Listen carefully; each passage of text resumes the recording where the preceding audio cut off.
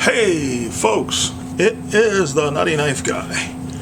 I have decent weather today, woohoo! So, I had planned to do a lot of different videos.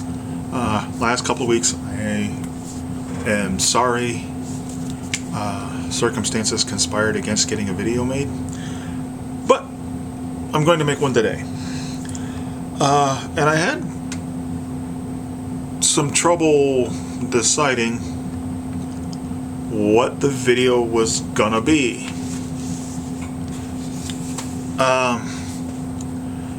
There's a lot of different things I had, but I recently got a couple of really cool knives, new knives.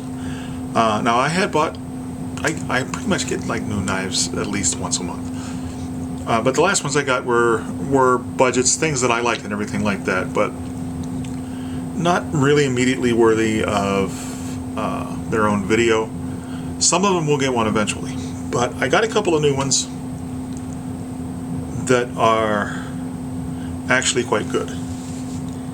And what we're going to do today is the Houge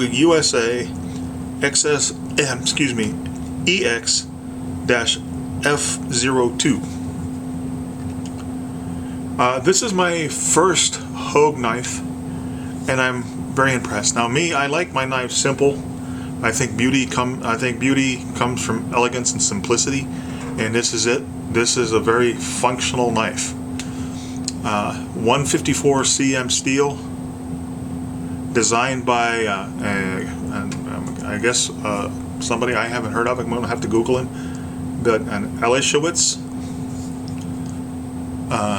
And I did Google him real quick. I haven't had a chance to, but he designs a lot of things for Houge, and he's got a really good design here. But we'll get back to the knife. The unique thing, and the thing I like actually the best about this, is the sheath, and I'll get the sheath off my belt here. Maybe it doesn't want to go. It doesn't want to come off the belt.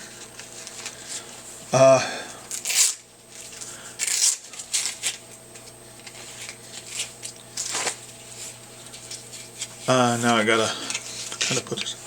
The sheath is actually a really cool system, carry system, and like I said, it's kind of gotta get it just came out of the loops here, but it's MOLLE compatible. You got this, and it's got loops here that you can use for horizontal carry, which is the way I like to carry my fixed blades. I like to carry them horizontally in a cross draw position, right hand cross draw, for my primary fixed blade knife that I'm carrying. And this hits it out of the park. It's, Kydex, ABS plastic, whatever you want to call it. Nice and thick, very rigid. The closure is ambidextrous. You can put the knife in either way. Get that nice reassuring click. Now there's a little button here that you press down to release the knife, and there's a button on both sides, so it is, like as I said, it's ambidextrous, not going anywhere, and no rattle whatsoever. And also, they finally, a knife company really put thought into the sheath. I've complained about this before. Almost every fixed blade video I do, I think. Okay, we have this really cool knife. Look at this knife. This knife is great. It's got super steel. It's got super handle materials. It's got the best blade geometry ever. Let's release it. We're going to need a sheath. Oh, yeah. The sheath. Oh, well, yeah, make a sheath. That seems to be the way the knife manufacturers work. Okay. This one they didn't. You have belt loops, and there's actually instructions that comes with this thing when you get one. These snaps are kind of a special design. You can tug on them watch one. Now hopefully this will work. You can tug on this one from behind all day long. will not come undone. You come on them from the front, and they come right off. That's really cool. And as I said, it's ambidextrous. This does come off. It's just Velcro straps that feed through here. So you can take this off if you're carrying it on your belt. The one thing that surprised me with a sheath that was this well thought out and designed is that the belt loops do not come off. I rarely carry a belt. I carry a knife on my belt on belt loops like this, vertically. Probably 99 times out of 100. If possible, if the sheath supports that at all, I will carry it horizontally. And I wish these would come off so they wouldn't be out there, to be in there. Now, I've had this for about a week, and I've carried it every day. And not only, one, because I like it, and two, I was preparing to review it, and I don't like reviewing a knife that I haven't carried if it's supposed to be something you carry. If it's just like a, something for the collection, or it's a great big huge bushcrafting knife that you're going to carry when you go out in the woods and you're going to put it in your pack or something like that, yeah. But something like this that's meant to be EDC, maybe carried if you're a law enforcement officer on your uniform, or a soldier, or you just live out in the woods and you carry a knife. Something that's supposed to be carried every day. I like to carry it, so I have been. And these things haven't really gotten away. They haven't been an issue to draw it from a horizontal carry. But they do kind of flop around, and they're just untidy. And I would like to, I wish they came off. Now what I've been doing is that I have belt keepers left over from my days when I wore a duty belt. And I've just been using a belt keeper to hold these against my belt so they're out of the way. But even before I figured out how to do that, it wasn't really an issue. It's just something that kind of nags at me, like an itch I can't scratch. But it didn't affect the function at all. So yeah, the sheath is first rate. It is a really, really good sheath. It would go to great sheath if they made these things removable. Okay, now we'll get to the knife itself. As I said, 154 cm steel. Came very, very sharp. Let's see if I can get something expendable here. Okay, yeah. This is a sketch for a Klingon battlecruiser, because I'm a nerd. But, I mean, that's a better cut. That first one was just because I was bad. Okay, and I haven't touched the edge. Good and sharp. Very, very light. It's not a thin blade, really, but it is light. I don't know why they felt that they had to put this thing in there. I guess maybe lash it for a spear. I really don't like holes in the blade, but this is modest and it's not a big deal. Just, again, kind of an itch I can't scratch. Houge USA, they are made in the United States. Now, most knife people know that Houge makes knives. They're not something that you mention in the same breath. I mean, in my experience, you not mention them in the same breath as Ontario or Cold Steel or Benchmade when you start discussing knife companies. But these things, they don't do gas station knives, if you want to call them that. You pay a little bit for Houge. This, if I remember correctly, on the Houge website, their asking price for this, their MSRP, is like $90. For me, that's a lot of money. I think for most people, that's a lot of money, especially to spend on a knife. I actually picked this up at Smoky Mountain Knife Works for $65. Still, but it's light, and it is, but it feels great. The handle feels great in the hand. It's very easy to manipulate. Jimping. They actually got the jimping right, which is another thing that kind of bugs me a lot of the times. It's got a little bit of a thumb ramp, and that just fits my thumb perfectly, and it's got jimping here, but also it's got jimping along the spine. It's got jimping all the way through here. So if you need to get in there for close work, you can. For fine work, there's no choil, but for a knife this size you really don't need it, and you've got this long here. You get this in here. This portion of it is rubberized, and the rubber's right where it needs to be. It's got a palm swell, I think you can see, and that rubber just melts right into the hollow of your hand. The knife gets just fixed in there. It locks in there quite nicely. It also has jimping back here, which goes in to your palm, so this thing doesn't move. I really like the feel of this thing. It is equally good in reverse grip. My one concern, I have not put this to the post yet. We're going to go out there and do that pretty soon. My one concern is the tip breaking. There doesn't seem to be a lot of material on the tip. Now, Houge makes good stuff. I'm told, like I said, this is my first Houge. If this passes the war post, there will be more Houge knives, because I really, really like this, and I really like the sheath. But the tip is of concern, not a whole lot of concern. I really think it's going to come out fine.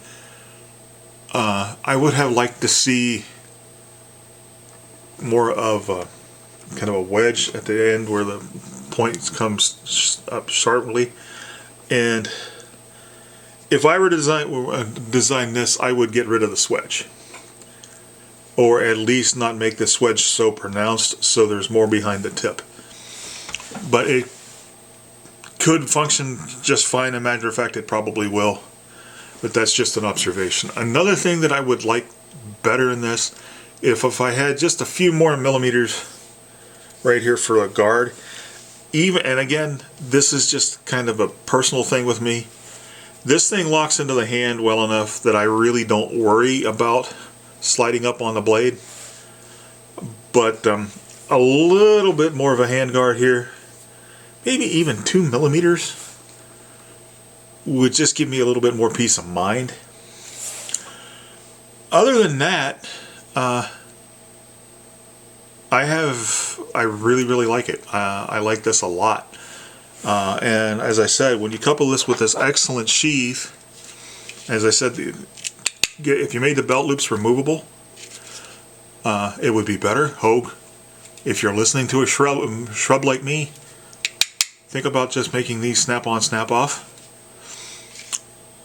But it's great. The sheath is probably the best sheath I've seen on a tactical knife ever. Just that one little improvement, and they would have the ultimate tactical knife sheath.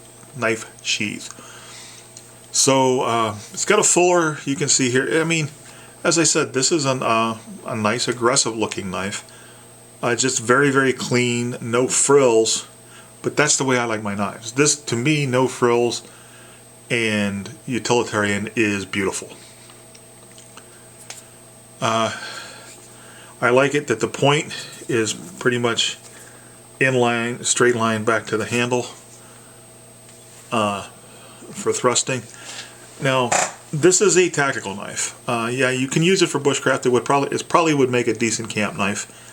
But this is just really made for the soldier, the police officer, or you know, a civilian self-defender or personal protector.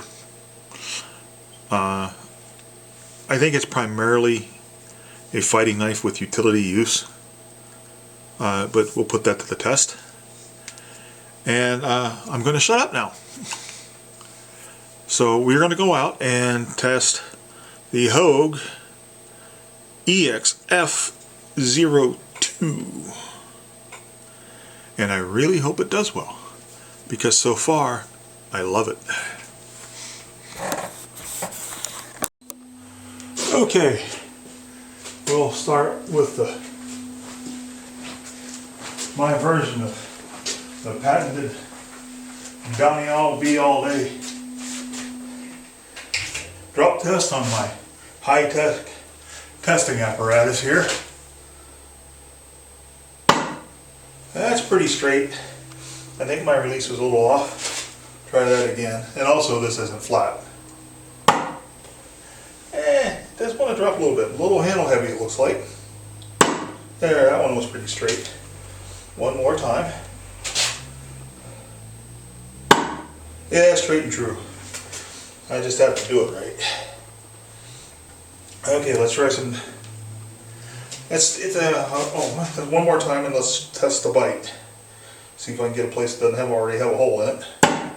Okay, there was a nice straight drop. I've had knives bad do better, but this is a very light knife.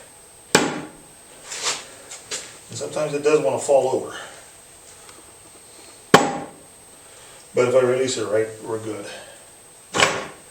Not bad bite for a knife this light. Let's try some, what happens if we throw it. A little bit better. I'm going to try to throw that a little bit harder. That was just a bad throw.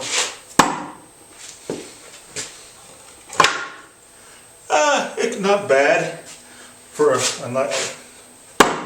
There, that was a good solid throw.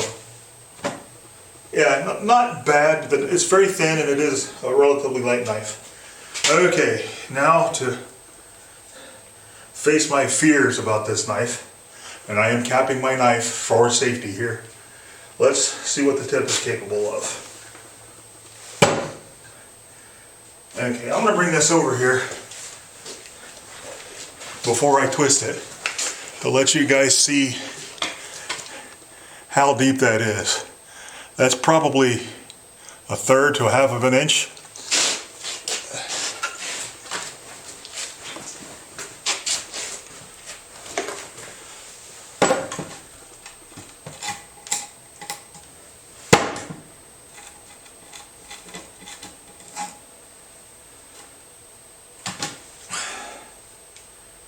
Okay, I'm going to put this, my hands free.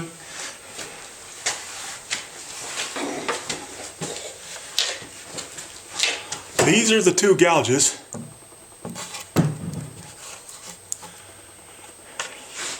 that I just made.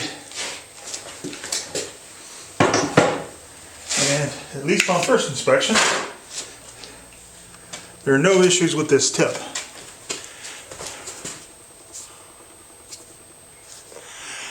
But I want you to look at how thick that tip is. So that says a lot about the steel quality and the quality of the heat treat. And let's see here. We got some Hostile Enemy pizza boxes.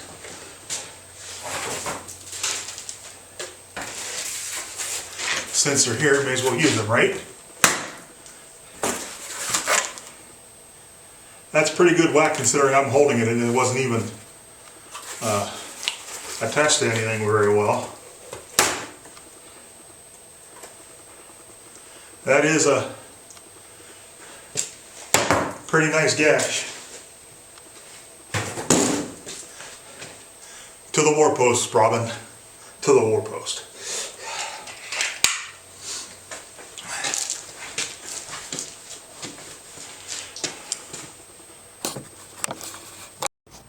Alrighty. The war post it is. And we have the quintessential Hostile water bottle or detergent bottle. Extra big Hostile. And we'll see how she does.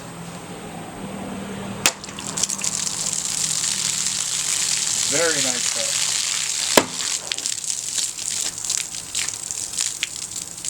That one not so much because there wasn't as much resistance, but I still got it beat.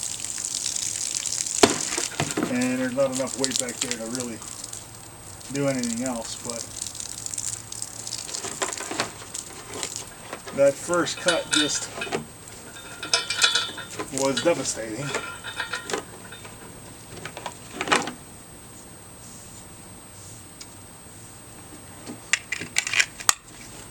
Don't you just love that reassuring Kydex click?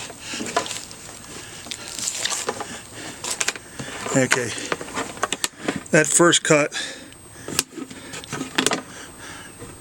went all the way around it or through it.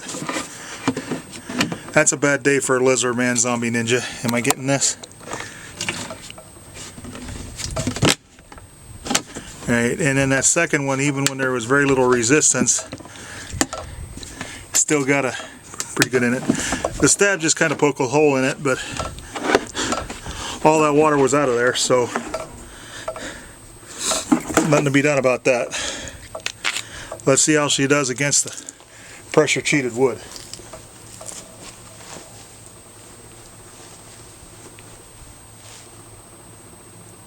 Making sure I'm in frame here. Got to move so I can see that little screen. Okay.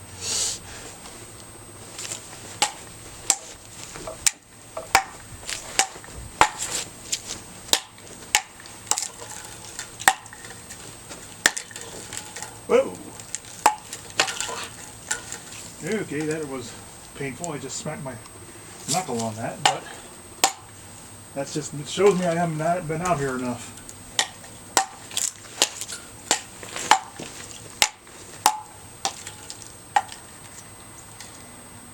And no blood, no foul. And yeah, I could wear gloves for this too, but if it's not a question of cutting myself, I prefer to test them without gloves, because you might have to use them. Probably you're going to have to use them without gloves. Okay, let's see the thrusting.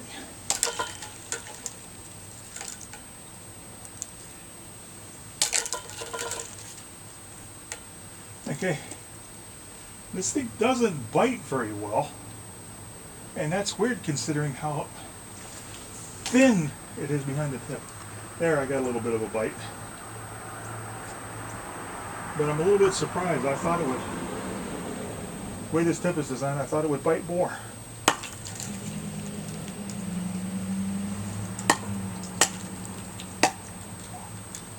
Okay.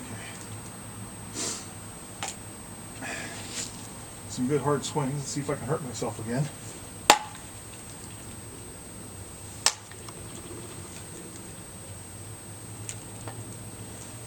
You do feel a lot of shock with this thing through the handle, but then it's a very thin profile. There's not a whole lot of material, and it's not all rubberized. And then again, this is not designed to be a chopper, so I guess the shock wouldn't be that much of a problem. But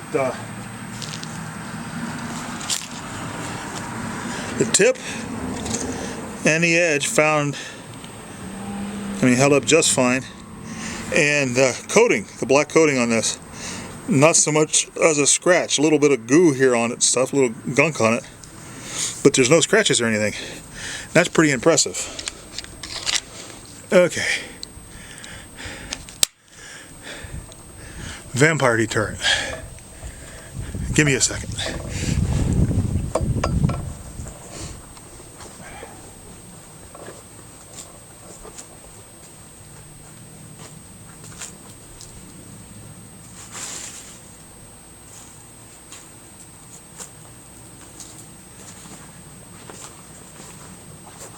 Okay. I don't know about a vampire deterrent. This is kind of big for that, but we'll see how she does in feather sticking and carving and stuff like that, and how that edge held out. Still getting good curls. Probably not the best blade design for that, but that's not too shabby. And this jimping for fine work comes in really handy.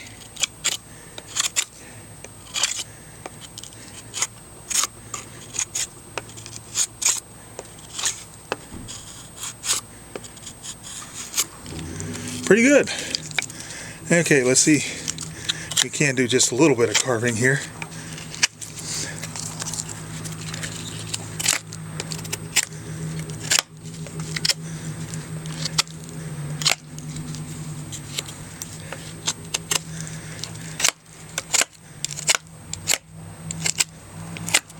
Actually, this is actually doing quite well. This jimping forward on the handle is pretty handy.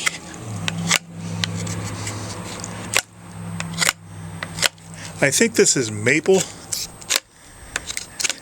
and it's been old and dried out,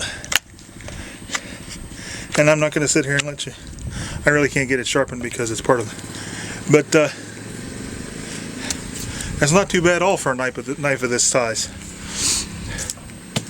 Now, I mentioned a little longer handgun, and I think that would have saved me a rap on a knuckle had it been there.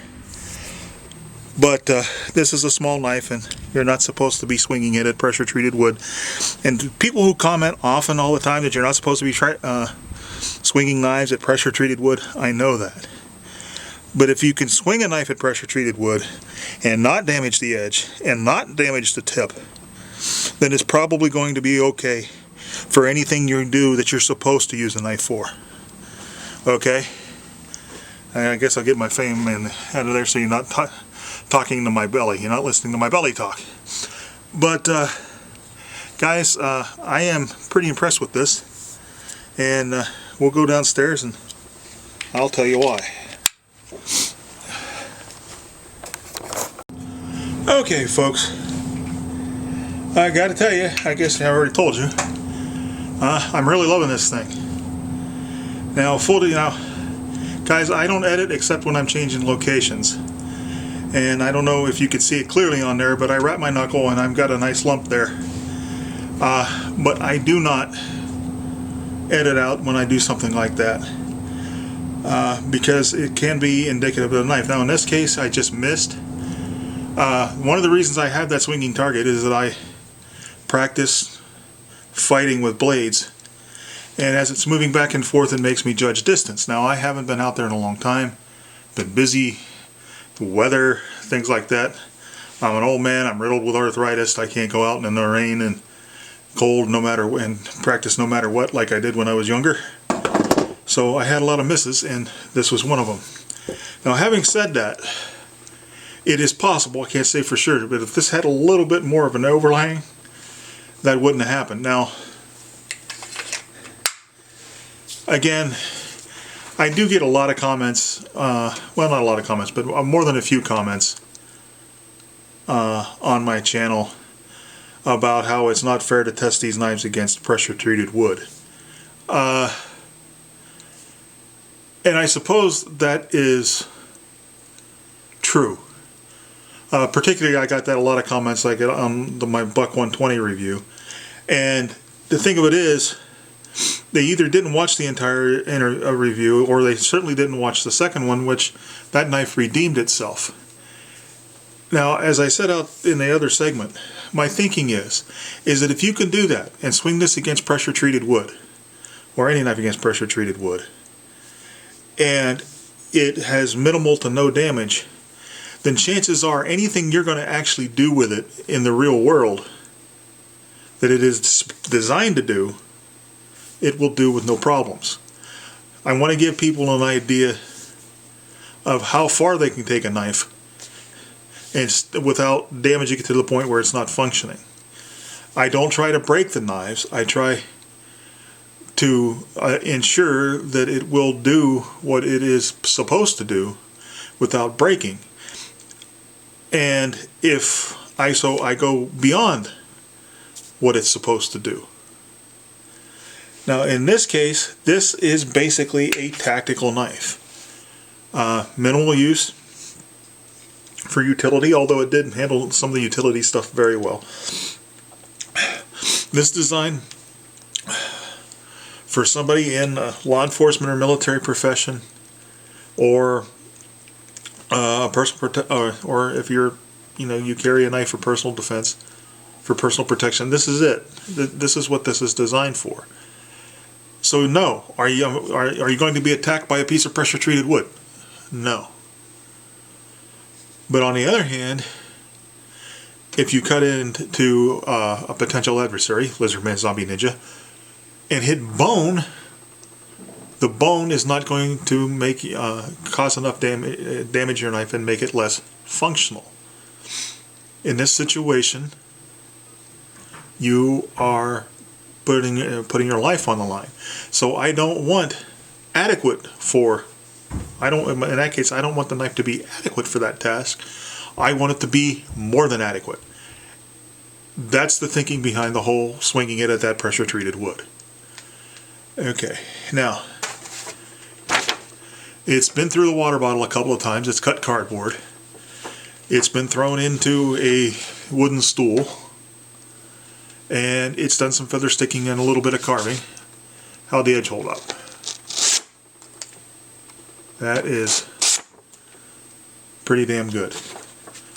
Very impressed with the knife. Very, very impressed with the sheath. This is one of those knives I could buy again. I would seriously considering having one of these in every one of my bug out bags. I highly recommend this knife.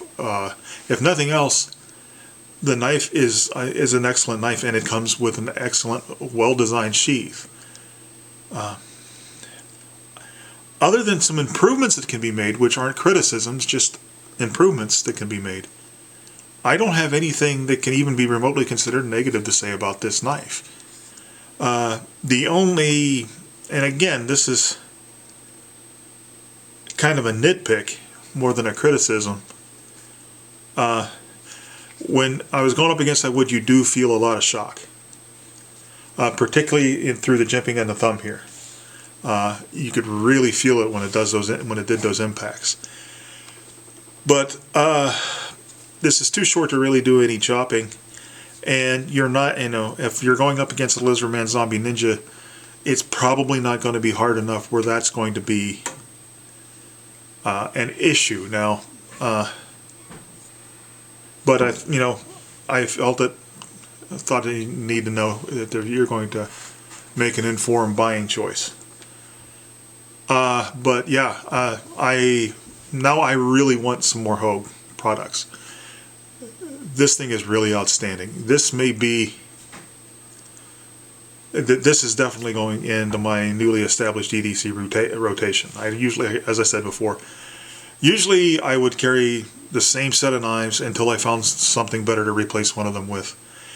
But I've got a big collection now, and I'm getting older, and I want to carry a lot of these knives, so I have a rotation. This is going into the rotation. I'll be carrying this thing a lot. I love it.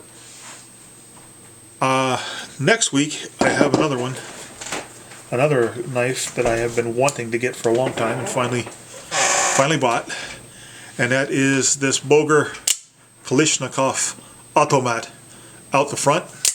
This is one of only two out the fronts that I own.